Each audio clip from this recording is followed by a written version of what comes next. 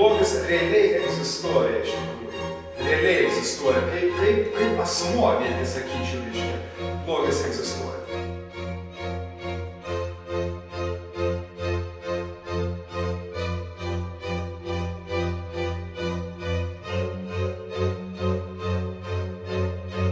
Jis atėjo ir sako, žinai, sako, tu mane pribaigei.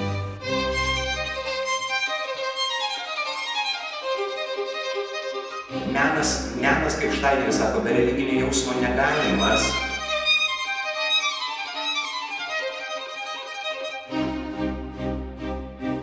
Pravėrė duris talentas, pravėrė kitas duris genijus, pravėrė kitas duris nuostabus gyvenimas, pravėrė kitas...